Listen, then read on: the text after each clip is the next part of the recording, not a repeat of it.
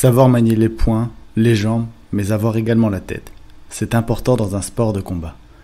Si les gens pensent souvent à tort que les combattants ne sont que des brutes sans cervelle, beaucoup prouvent que c'est le contraire. C'est le cas de Cyril Benzaken. Multiple champion du monde de kickboxing, il est souvent surnommé le boxeur Bac+5. J'ai eu la chance de le rencontrer pour qu'il nous évoque son parcours incroyable. Vous écoutez l'Arène Podcast, c'est l'épisode 13.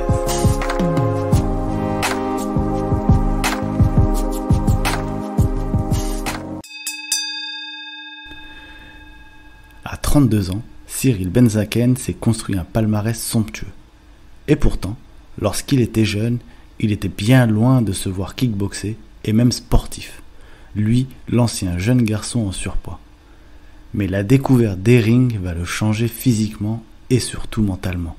Lui qui était également très peu intéressé par l'école. Cyril va avoir un véritable déclic qui va lui permettre de changer sa vie. Une rencontre incroyable avec un champion qui va tout nous dévoiler. Bonjour Cyril. Bonjour Saïd. Bienvenue dans l'arène. Et merci de nous accueillir, enfin de m'accueillir dans ta salle. C'est parce qu'on est chez toi quand même, mine de rien ici.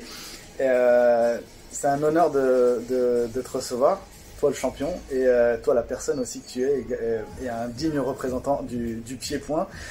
Avec toi, on va parler de plusieurs choses, de ta carrière, de ton histoire, de ce que tu aimes, de ce que tu n'aimes pas. Voilà, on va parler de plein de choses.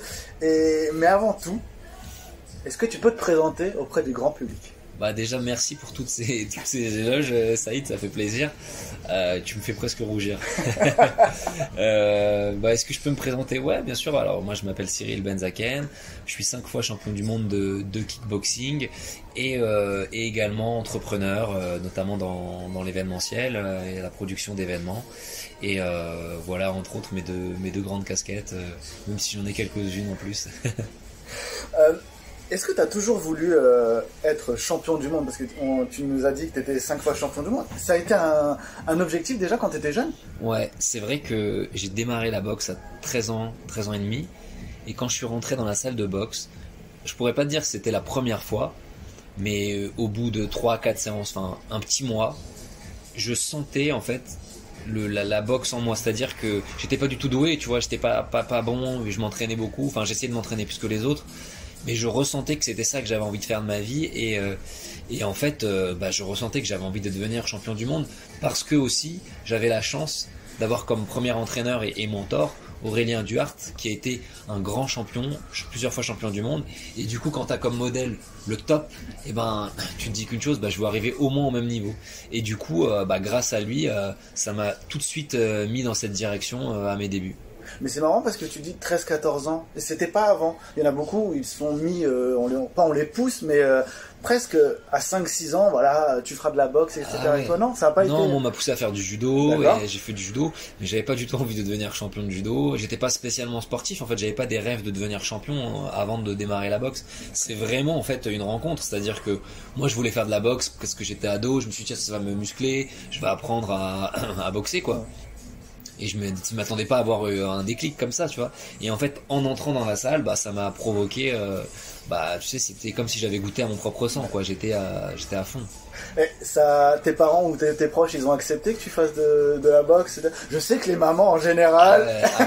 Alors écoute, que je fasse de la boxe en loisir au début, elle a été un peu réticente, ma mère, mais quand même elle s'est dit bon, c'est pas plus mal, mon fils il va faire un peu de sport, ça va lui donner confiance, la boxe ça va devenir un homme et tout, donc ils étaient contents. Là où il a commencé à avoir des problèmes, c'est quand j'ai commencé à dire je vais devenir champion, je vais faire ça mon métier, là la catastrophe. Elle est venue voir tes combats ensuite? Non, elle a mis longtemps. Maintenant, elle vient, mais elle a mis très longtemps à venir. Ma mère, au début, les tout premiers combats, il y avait toujours mon père et mon frère. Après, les parents de ma mère, ce qui était drôle, c'est mes grands-parents qui venaient tout le temps, qui viennent tout le temps d'ailleurs. Et ma mère, elle a commencé à venir sur le tard. Je crois que c'était sur mes premiers combats pro, vers 2012, enfin, je sais plus, des trucs comme ça. Donc toi, tu es champion de kickboxing. Alors, qu'est-ce que c'est le kickboxing? Ouais, alors c'est gentil de poser cette question. C'est vrai que t'as dans la boxe, c'est important de différencier les familles de boxe. Et on a la famille de la boxe traditionnelle, qui est donc la boxe anglaise, et on a ce qu'on appelle les boxes pieds-poings. Donc où on boxe avec les mains et les pieds. Et dans ces familles de boxe, tu as la boxe française, le full contact, la boxe thaï, ou muay thai, suivant comment tu veux le dire, et le kickboxing K1, comme je fais, où en fait, tu as le droit de boxer avec les poings, les pieds, donc on frappe avec le tibia, et les genoux directs. Et en fait, cette discipline, si tu veux, elle est née dans les années 90. En fait, le kickboxing s'est transformé en K1 dans les années 90 au Japon, parce qu'ils se sont dit, voilà, on a des mecs du kickboxing, donc à l'origine où il n'y a pas de coup de genou, des mecs de la boxe thaï, les taekwondo, les karatékas, mais on voudrait trouver qui est le meilleur debout. Et du coup, ils ont créé le kickboxing K1 où tu as le droit au coup de poing, au coup de pied, au coup de genou direct. Et c'est comme ça qu'est née l'organisation il y a des années où tu as dû connaître, où il y avait Jérôme Le Banner notamment, et plein d'immenses champions qui ont fait naître ce sport. Parce qu'on voulait savoir qui était le meilleur debout, comme aujourd'hui on veut savoir qui est le meilleur debout et par terre avec le MMA et notamment l'UFC. Et donc le K1, c'est ça, c'est du pied-point avec de l'anglaise, des pieds et des genoux. D'accord. Donc pour résumer, quand tu fais du kickboxing, t'es fort au pied, au poing. Ou c'est juste parce que t'as pas été fort au pied, au point, ou t'as pas su choisir?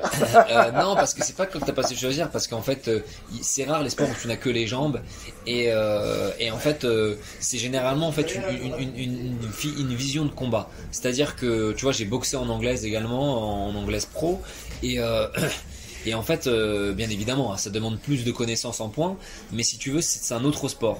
C'est vraiment un autre sport, et celui qui est champion de boxe anglaise ne sera pas forcément champion en kickboxing ou en boxe thaï, parce que recevoir un coup de pied, un coup de genou, c'est complètement différent, tu vois. Donc c'est pas une histoire de niveau, et d'ailleurs, pour aller dans ce sens-là, tu vois, on voit aujourd'hui de plus en plus de combats interdisciplines. Et ça a vu le jour parce que les athlètes des disciplines hybrides, que ce soit K1, kickboxing, MMA, sont devenus tellement bons en anglaise qu'ils arrivent à, peut-être pas à rivaliser avec les meilleurs, mais en tout cas à avoir un niveau suffisamment important pour faire un combat contre un international de ce sport.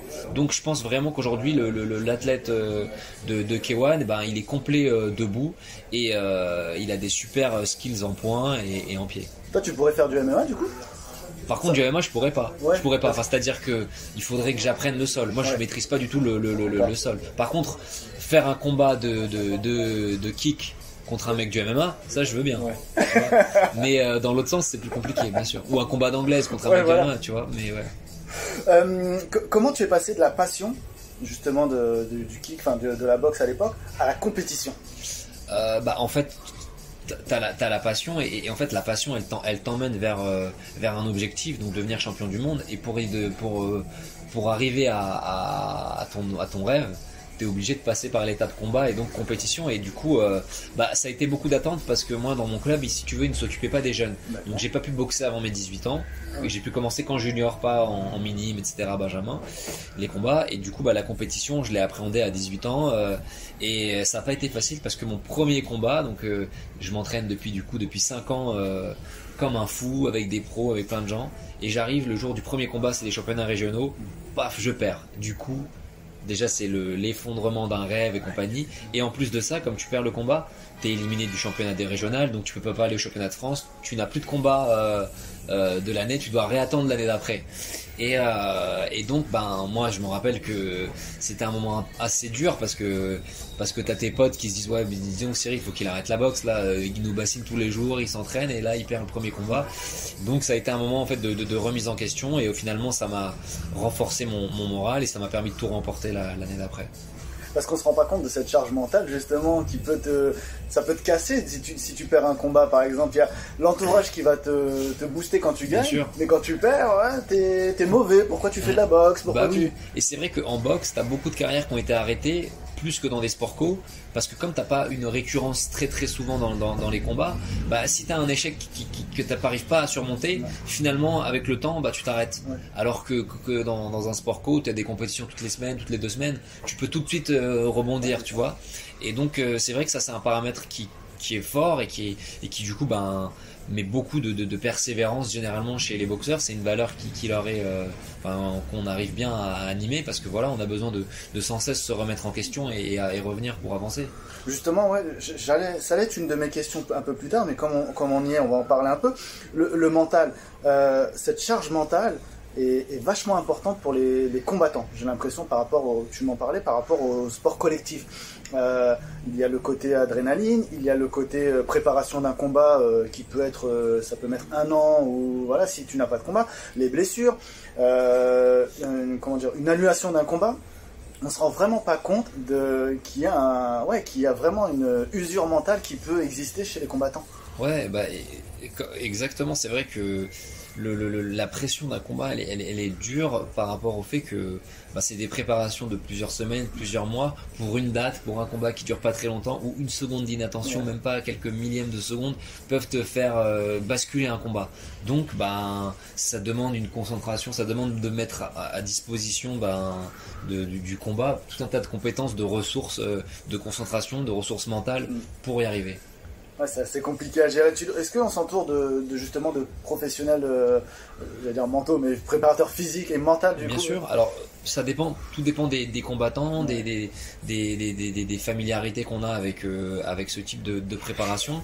Moi personnellement, je sais que après un premier revers que j'avais eu sur un gros combat à Bercy, je me suis dit voilà, c'est pas la première fois que je perds un combat, et je me sentais bien sur le physique, la technique, la tactique, et je me suis dit, il y a un 4e pilier qui a flanché, c'était le mental. Et donc comment faire pour entraîner mon mental aussi bien que les 3 autres piliers? Mais du coup, je suis allé voir une psychologue du sport, je m'en rappelle à l'époque. J'ai fait un peu de coaching avec elle. Puis je me suis plus orienté vers de la préparation mentale, avec qui ça marchait, ça correspondait plus à ce que je recherchais. Et donc aujourd'hui, oui, je fais de la préparation mentale, un peu de sophrologie. Je fais tout ça pour me sentir au mieux et être, on va dire, au top sur les 4 piliers, quoi. Est-ce que tu es obligé c'est aussi du mental, mais est-ce qu'on est obligé de haïr la défaite quand on est combattant? Tu dois être mauvais perdant. Moi, je suis mauvais perdant quand je suis à l'entraînement et que quelqu'un est un peu meilleur que moi, même sur un round. J'ai le seum, tu vois. Je suis énervé.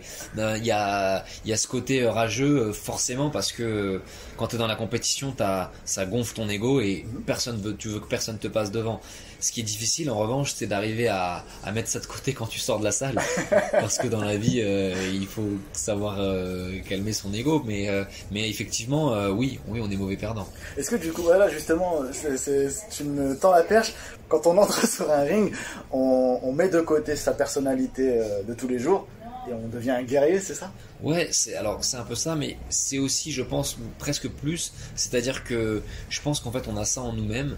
Et on l'a peut-être poussé avec l'entraînement, avec tout ça, et c'est plus dans l'autre sens, on a du mal finalement, on devient, c'est pas névrosé, mais on se crée une carapace, on se crée toute une armure, tout un tas d'outils pour être au top sur le ring, et tu sais, tout ça, on y passe du temps quotidiennement.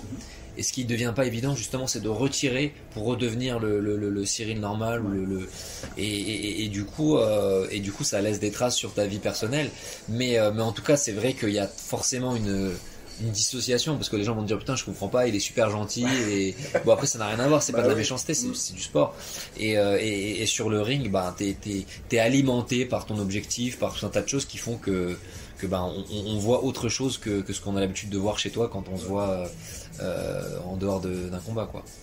Est-ce que il y a une grosse différence quand tu étais amateur, tu faisais des combats amateurs, et professionnel? Alors oui, il y a une différence, déjà dans l'appréhension du combat, où le combat n'a pas le même format, les combats sont plus longs, on n'a plus de protection, et il y a plus de show, donc il y a plus de pression, il y a tout un tas de choses qui rentrent en compte. Et après, dans l'entraînement, forcément, je m'entraîne de manière plus professionnelle aussi. Quand j'étais amateur, je faisais pas de préparation mentale, je faisais pas autant de préparation physique, et c'était plus associatif dans la manière d'approcher le sport, quoi. Il y a une question que j'ai en particulier sur le kickboxing. J'ai l'impression, tu as raison, tu peux me couper, il n'y a aucun problème. J'ai l'impression que le kickboxing est moins reconnu dans les sports de combat, que ce soit en France ou dans le monde. Ouais. Ou peut-être plus en France. Alors, effectivement, tu as vu juste, dans les sports de combat, en fait, le plus populaire, c'est devenu le MMA aujourd'hui.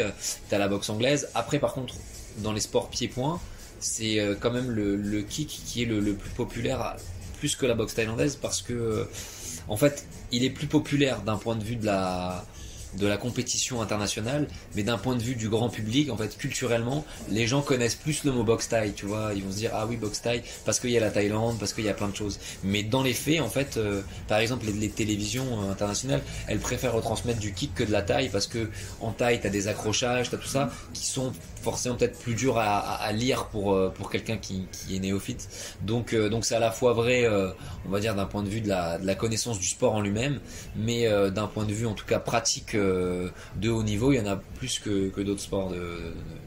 Et est-ce qu'on a de plus en plus de licenciés en kickboxing ces dernières années? Est-ce que toi tu l'as remarqué?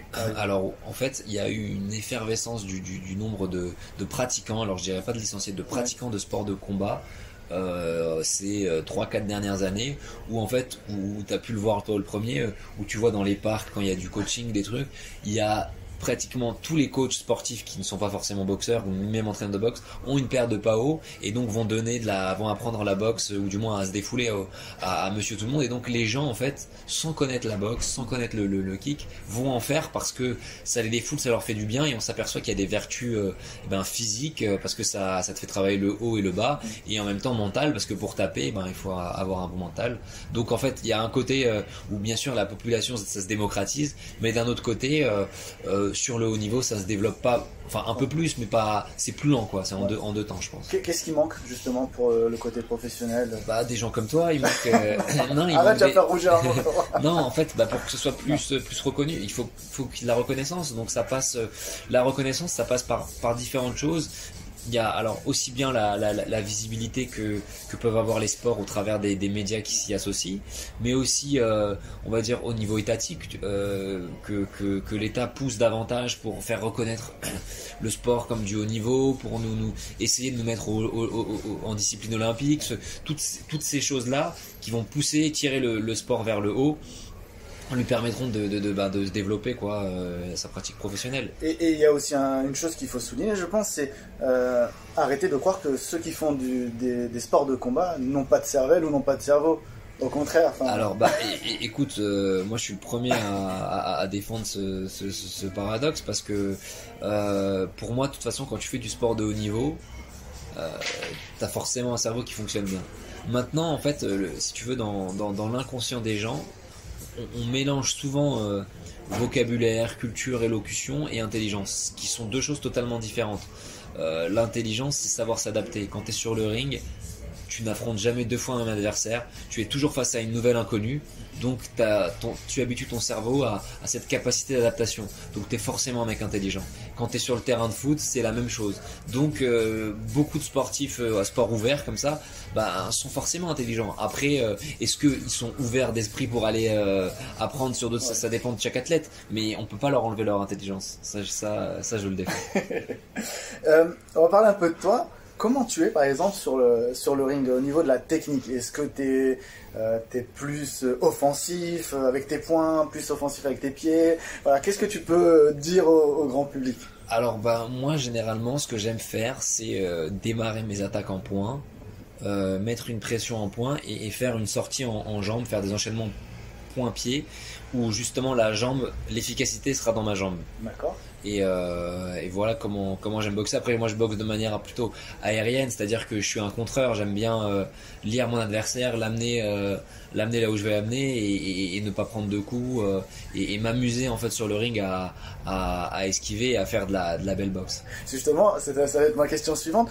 Pour toi, c'est quoi une belle victoire? Est-ce que c'est un KO? Est-ce que c'est, comme tu viens de le dire, s'amuser avec ton adversaire, des feintes, etc. Comment tu vois une belle victoire?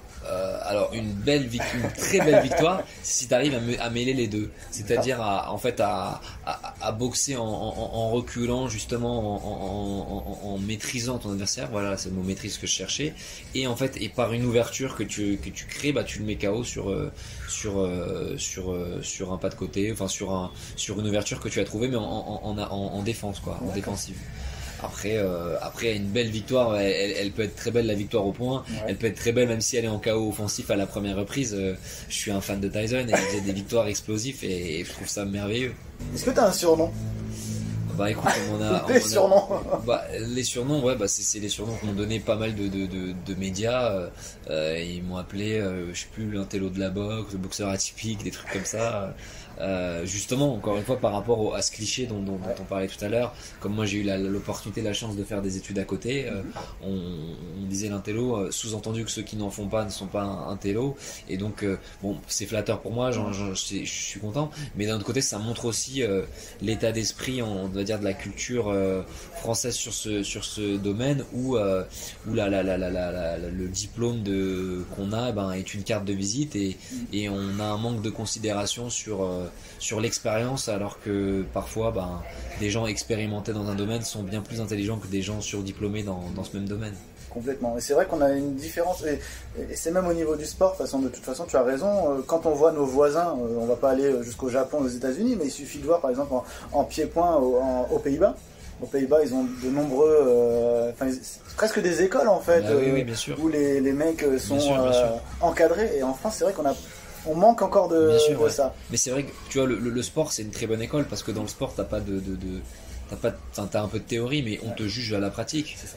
Et dans la vie, justement par rapport au diplôme, on te juge d'abord sur la théorie, et c'est dommage, parce que moi il y a une phrase que j'aime beaucoup d'un pas un philosophe, mais en tout cas un espèce de coach qui s'appelle Idriss Aberkan, qui te parle de l'expérience d'un côté et de la théorie de l'autre, et je le rejoins, où il te dit, voilà, moi je donnerais plus de confiance à un mec qui a piloté 100 fois des avions plutôt qu'à celui qui en a jamais piloté mais qui a plein de diplômes. Et du coup, je pense que beaucoup de gens prendraient la même décision, tout simplement parce que l'expérience passe avant la théorie. Je voulais savoir, tu m'as parlé de Mike Tyson, mais est-ce que tu avais d'autres modèles? Ouais, il y a plein de modèles. Alors pour moi, en fait, il y a différents. Sportivement, en boxe anglaise, par exemple, j'adore Mike Tyson. Aujourd'hui, j'adore Canelo Alvarez. En pied-point, j'adore Boakao, parce que c'était mon enfance, ou le Banner parce que j'étais gamin et c'était waouh, un Français comme ça au Japon qui fait des super victoires. Après, au-delà de la dimension, on va dire, purement sportive, pour moi, il y a les boxeurs, il y a tous ces champions, et il y a Mohamed Ali qui dépasse, qui si tu veux a un rôle bien plus important qu'un champion. Il a dépassé la sphère sportive, parce qu'il a influencé le monde avec les décisions qu'il a prises en termes de géopolitique, en termes de plein de choses, et du coup je trouve ça fabuleux qu'un homme ait réussi à allier les deux, et je pense qu'il a fait beaucoup de bien à la boxe. Est-ce que tu étais aussi fan de films de combat? Est-ce que, par exemple, le gros cliché que je te balance, est-ce que tu imitais Van Damme en train de taper un palmier? Alors, celle-là, je l'ai jamais faite. Imiter Van Damme en train de taper un palmier. Pourquoi on a beaucoup de confrères qui s'amusent à le faire, parce que c'est marrant, tu vois. Mais non, ça, je l'ai jamais fait. Par contre, j'adore les films de Van Damme. D'ailleurs, j'ai eu l'occasion de le rencontrer une fois sur une émission qu'on avait fait ensemble. Il était super sympa. Mais c'est vrai que j'ai oublié une personne de qui je suis fan totalement, c'est Stallone, parce que si tu veux, aussi bien l'histoire qui véhicule dans Rocky que son histoire personnelle, je la trouve superbe, parce que ça me fait penser un peu à moi qui produit les combats, où on parle d'un homme qui était un peu à la rue, et qui s'est dit, qui a écrit cette histoire merveilleuse de Rocky, et qui s'est dit non, c'est moi qui vais le jouer, et c'est devenu une superstar, et l'histoire elle est inspirante, et même si la vie de Rocky c'est pas la vie de tous les boxeurs, en tout cas elle reflète quelque part une partie de notre histoire aussi, et donc comme c'est un best-seller, on adore. T'avais aimé les suites avec Creed là d'ailleurs qui sont sortis? Alors c'était totalement différent. Ouais. Tu vois, c'était mieux fait, on va dire, en termes de combat, etc. Et j'ai bien aimé. Alors après, moi je suis un fan des Rocky, les premiers, tu vois, parce que c'était la base. Mais justement, je trouve qu'ils ont bien réussi à recycler avec Creed, et donc c'est toujours agréable de voir la suite de son truc d'enfance, quoi. Est-ce que t'étais fan de jeux de combat, jeux vidéo de combat? Grave. Quand j'étais petit, j'ai adoré jouer à Tekken. Je me rappelle Tekken, il y avait Street Fighter, mais c'était surtout Tekken. Moi j'étais plutôt un PlayStation, et j'adorais. Tu prenais quel perso, tu vois? Je crois qu'il s'appelait Jin. Mais oui, c'est vrai. Un mec qui faisait du coup. Et Law, non, il y avait Law. Law, je l'adorais. Il était torse nu, il ressemblait à Bruce Lee, il faisait des roulades derrière, tu m'as croix rond, je crois. J'appuyais comme ça, croix rond, pour faire la roulade. Ah, c'était génial. Et il y a pas longtemps, j'ai joué, je joue plus du tout aux jeux vidéo, et on m'a chauffé. J'ai fait un truc de jeu vidéo avec un Sébastien Abdelhamid. Ah, mais oui. Ouais, et on a fait du Mortal Kombat. Mais oui. Et C'est Sébastien qui va venir d'ailleurs bientôt dans le podcast. Ah bah t'as raison, il adore ouais. le. Bah lui c'est un expert et tu lui diras que je l'ai battu une fois. Tu le rappelleras. Non mais si tu veux c'était très sympa et en fait ça m'a fait drôle de même si je suis plus dedans de rejouer aux jeux vidéo comme ça et du coup en tout cas tu m'as fait souvenir de là-haut, c'est marrant. Est-ce que quand tu entres sur un ring forcément t'as une musique que tu choisis avant ou voilà? Alors avant ouais j'adorais choisir, maintenant quand c'est mes événements en fait je laisse ça à la prod ouais. et je leur dis faites-moi un kiff, faites-moi un truc sympa, moi je vais suivre, je serai dans mon combat de toute façon et donc je les laisse gérer quand ils ramènent un artiste ou quelque chose comme ça quoi. Ta plus grande joie sur un ring dans ta carrière pro? J'en ai plusieurs. Alors t'as la première joie d'être champion du monde, mais en fait je crois que la plus grande joie c'était la fois où je suis devenu champion de France pour la première fois. C'était en junior et en plus c'était sur un KO où j'avais mis un high kick et c'était ma plus grande joie parce que c'était la première étape. D'accord. Tu vois, je cochais la première étape champion de France junior. Après je savais qu'il fallait que je sois champion de France espoir, amateur, senior, pro, etc. Mais je cochais une première case et c'était la première pierre à l'édifice de ce que je voulais créer quoi. Donc c'était une joie de fou. Et à l'inverse, hein, t'as ton plus mauvais souvenir? Mon plus mauvais souvenir, je dirais que c'était alors plus mauvais souvenir. Ouais, ce combat que j'ai perdu à Bercy, ce premier gros combat à gros enjeux qu'on avait fait pour le Glory où j'étais pas du tout dedans, ça a été vraiment dur à encaisser. Tu m'as parlé de ton autre côté tout à l'heure, on parlait de l'entrepreneuriat. Tu es promoteur donc à côté. Comment ça se passe? Donc tu organises tes propres combats, tu organises les combats d'autres combattants, c'est ça? Alors exactement, en fait comment ça se passe, je produis l'événement, c'est-à-dire que on réfléchit à une salle qui va être sympa et en fait si tu veux comment ça s'est fait, j'étais étudiant encore à la fac à Dauphine et eux ils connaissaient rien justement au kickboxing, à la boxe et parallèlement moi j'étais avec mes potes de la boxe en banlieue et je me suis dit pourquoi pas mêler les deux mondes, tu vois. Et de là, on avait un projet de fin d'études et je me suis dit tiens, un projet de fin d'études, j'ai envie, au lieu de faire un stage, d'organiser un combat et pourquoi pas organiser un combat dans la fac à Dauphine. Il y avait eu 900 places, un truc comme ça. Et du coup, en fait, on a fait ça et en faisant ça, je me suis dit waouh, en faisant ce lieu un peu atypique et décalé, ça a permis de faire venir des gens qui n'étaient pas du tout du milieu de la boxe, voir et kiffer. Et du coup, de là, je me suis dit tiens, pourquoi pas continuer à faire ça parce que je ressentais la possibilité que j'avais au travers du double parcours et de plein d'autres choses, de faire parler de la boxe dans différents horizons et c'est devenu comme entre guillemets une mission. Je me suis dit ouais, il faut que j'essaye de pousser au maximum pour démocratiser mon sport parce que mon rêve que si demain mes enfants en fassent de la boxe, j'ai pas la peur de me dire ah ouais mais c'est quand même compliqué et que ce soit un sport professionnel mais au vrai sens du terme quoi, vraiment professionnel qui puisse en vivre pleinement. Et du coup, en fait, comment ça se passe? On choisit un lieu, donc généralement on essaye un peu atypique pour que on arrive à toucher des gens aussi bien par le lieu que par les combats. Ensuite, on réfléchit au plan de com, on finance la soirée donc pour que elle soit payée par aussi bien la vente de places que les sponsoring et les droits télé, les subventions. Et il y a mes associés qui s'occupent de la partie sportive qui font le plateau des combats et des combattants. Et après tout ça, c'est du travail et on remue et ça fait le plat final le 8 juillet. Mais ça fatigue pas justement parce que tu dois t'entraîner à côté en même temps que tu prépares. C'est vrai que c'est un peu de fatigue. Alors tu vois, j'essaye généralement de m'arrêter 5-6 jours avant. D'accord. Je suis focus sur le combat. Après, peu importe ce qui se passe, je suis concentré sur mon combat. Et c'est vrai que, comment on appelle ça, j'ai eu la chance aussi, le fait de faire mes études, ça m'a rendu un peu hyperactif. Et du coup, quand je m'entraînais le matin et qu'après j'allais à l'école et qu'après je retournais à l'entraînement et que je rebossais le soir chez moi, je me suis habitué à des gros rythmes. Et finalement, quand je partais en Thaïlande faire mes stages de perfectionnement, et ben je m'ennuyais entre les entraînements parce que j'avais l'habitude de faire ça. Donc aujourd'hui, je suis super content de faire ça. Et si je faisais pas ça, je ferais sûrement autre chose parce que je suis hyper actif et j'aime allier plusieurs projets, quoi. Et est-ce que tu te vois organiser des énormes combats style, je sais pas moi, comme en boxe à la Eddie Hearn, enfin voilà, c'est ça l'objectif. En fait, en boxe anglaise, c'est un peu verrouillé, mais en revanche, depuis que ça a pris un peu, je me dis pourquoi pas essayer d'organiser des combats un peu fous comme ça s'est fait il y a pas longtemps, Mayweather, Logan Paul, un truc comme ça. Moi, enfin, je suis un peu copain avec Ibra, on s'était dit pourquoi pas faire un événement ensemble et ça rendrait populaire davantage le kickboxing et lui serait content de combattre et donc ça c'est dans les projets en cours. C'est énorme ça, un petit Ibra, Cyril.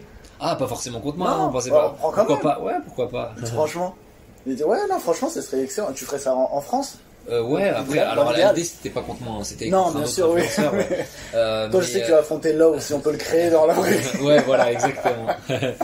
Et ouais, un truc comme ça, ouais, bien sûr, ouais. on le fera en France, dans un Bercy ou une belle salle, quoi, tu vois, un Accor Arena, ou mieux, et du coup, en tout cas, on en discute. Et ramener Mike Tyson. C'est un kiff. Ah bah si, ça j'y ai pensé, bien vrai. sûr, ça j'y ai pensé. Quand je l'ai vu remettre les gants, je me suis dit waouh, il n'y a pas un truc à faire, le faire boxer, etc. Donc ça reste Bon, là on change de dimension bien par sûr, rapport à ce qu'on fait aujourd'hui en France, mais ouais, ça serait un objectif et un aboutissement en termes de production sportive. Surtout qu'en France, au niveau des sports de combat, on est gâté au niveau des femmes ou des hommes, enfin on a ce qu'il faut aussi. C'est vrai que tu vois, ce que tu dis c'est juste et ça fait mal au cœur des fois parce qu'on se dit c'est pas très reconnu alors que on a un vivier de champions en sport de combat énorme. Dans tous les sports de combat on excelle, que ce soit au judo, taekwondo, boxe anglaise, pied-point. Franchement, on est karaté, il y a eu des champions du monde dans tous les sports, on est bon partout, donc c'est assez impressionnant de voir ça. Et c'est dommage que qu'on soit pas encore, enfin que le sport de combat soit pas aussi élevé. Bah, en fait, si tu veux, la force et le frein, c'est que pour moi, dans ma vision du sport en général, la force, c'est que en fait, c'est un maillage associatif les sports de combat. Du coup, c'est ouvert à tous. Ouais. Et du coup, quand le sport est ouvert à tous, il n'y a pas de barrière à l'entrée. Et donc tout le monde peut s'inscrire, ça fait qu'il y a plus de quantité. Maintenant, il y a un manque de professionnalisation. Et tu vois, tu as d'autres sports à côté, comme le tennis par exemple, où on a des champions, mais on n'a pas encore des aussi grands champions en tennis qu'on en a eu en sport de combat, parce que justement, c'est pas associatif et c'est pas ouvert à l'entrée. Et le jour où on ouvrira le tennis au quartier, on ouvrira plus. Il y en a, tu vois, il est de Boboche, de Bobigny, comment il s'appelle, Gaël Monfils. Oui, c'est ça, exactement. Mais c'est pas encore suffisamment ouvert. Et le jour où on va réussir à ouvrir tous les sports et à arriver à les professionnaliser doucement, et ben on fera de la France une super nation dans tous les sports, je pense. Surtout qu'il y a quelque chose qu'on ne souligne jamais, c'est par exemple aux Jeux Olympiques, ce qui ramène le plus de médailles, ce sont les sports de combat cumulés. Ah ouais, on ne le dit jamais assez. Ouais, bien sûr. Mais par exemple sur 2016, sur Rio, il y a eu la boxe anglaise qui avait fait un carton plein. Et puis le judo et compagnie. Ouais, bien sûr. On a Clarisse qui est énorme. D'ailleurs, Clarisse, on en parle que le jour où elle gagne sa ceinture, son championnat du monde. Ouais. Mais à chaque fois, on n'en parle pas. Là, on est déjà à 5. Ouais, c'est énorme. Mais c'est la plus titrée de l'histoire du judo féminin. Exactement. Est-ce que entraîner, ça te tenterait également? Alors entraîner, j'aime bien donner mon conseil. Maintenant, en fait, quand c'est quelque chose de l'ordre de l'exceptionnel, c'est-à-dire de temps en temps, j'aime beaucoup. D'ailleurs, en fait, là, on s'est retrouvé aujourd'hui chez Avaton, le club là à Raymond Poincaré, où justement on a monté une école de boxe, un team boxing Cyril Benzaken, où j'apporte mon expertise et une fois par mois, justement, je viens donner des cours de perfectionnement pour tous les membres qui s'entraînent avec les gens qu'on a choisis pour entraîner dans ce club. Il y a quelque chose que je voulais parler avec toi. Ça, c'était obligé. Je voulais parler du Maroc. Ouais. Obligé. Bien sûr. Parce que tu es d'origine marocaine comme moi. Je sais que tu es beaucoup attaché au Maroc également. À quand une compétition là-bas? Alors, écoute, moi je suis une partie très marocain parce que en plus j'ai ma tante qui vit encore là-bas, j'ai de la famille qui vit là-bas, mon père il y a passé ses 20 premières années, c'est des vrais immigrés du Maroc, ma grand-mère est encore marocaine au final, et c'est vrai que je n'ai jamais combattu au Maroc. Et ta question, elle arrive au bon moment, parce que figure-toi que il y a quelques jours, on m'a parlé de faire une coproduction et un combat à Marrakech pour la fin 2021 là, pour au novembre, je crois, octobre. Et donc je sais pas, ça sera là, mais en tout cas le faire, ça serait un kiff pour moi, parce que voilà, j'y suis attaché, parce que c'est une partie de mon histoire. Ouais. Et surtout que là-bas, ils sont très fans en plus de sport de combat. Hein. Alors, d'une, ils sont forts, de deux, ils sont très fans, ils sont très friands de sport de combat. Il y a eu des champions de boxe anglaise au Maroc. Il y a en kickboxing le boss un peu qui s'appelle Badr Hari. Il y a une vraie culture du sport de combat au Maroc, et ils aimeraient forcément un bel événement, tu vois. Donc, justement, tu me parles de Badr Hari, est-ce que ça t'intéresserait de le ramener justement dans tes compétitions pour un jour? Alors, je sais pas si on a les moyens. Je crois que ça peut être un peu compliqué, mais en tout cas, si on pouvait le faire, ouais. Ça serait exceptionnel. Badr Hari Ibra. Tiens, alors là, ça serait alors là, c'est vraiment marrant pour Ibra, il me parle plus. Hein. Est-ce que tu aurais, voilà, ça va être la fin de l'épisode, mais est-ce que tu aurais des conseils à donner aux jeunes, ou même aux moins jeunes? Par exemple, comme tu le dis, tu as commencé en étant adolescent, 13-14 ans. Est-ce que tu aurais des conseils à donner pour se lancer, pour ceux qui hésiteraient, pour les femmes, pour les filles qui hésiteraient aussi? Alors, justement, moi, le meilleur conseil que j'essaye de développer, c'est justement, quand tu dis qu'il hésite, c'est de ne pas hésiter. Quand on a quelque chose au fond de nous, un rêve, une aspiration, c'est de l'écouter avant tout, cette petite voix qu'on a dans notre ventre, plutôt que d'écouter même les gens qu'on aime, hein, comme nos parents, nos meilleurs amis, etc. Vraiment s'écouter soi et s'autoriser à rêver, parce que quand tu t'autorises à rêver, quelque part, tu t'autorises à accomplir quelque chose, et après il n'y a plus qu'à transformer le rêve en objectif et à atteindre l'objectif. Donc vraiment, autorisez-vous à rêver. Super. Merci beaucoup Cyril. Merci Saïd. C'est un énorme plaisir. Plaisir partagé, comme toujours. À très bientôt. À bientôt. Voilà, j'espère que ce nouvel épisode vous aura plu. À très bientôt dans l'Arène Podcast.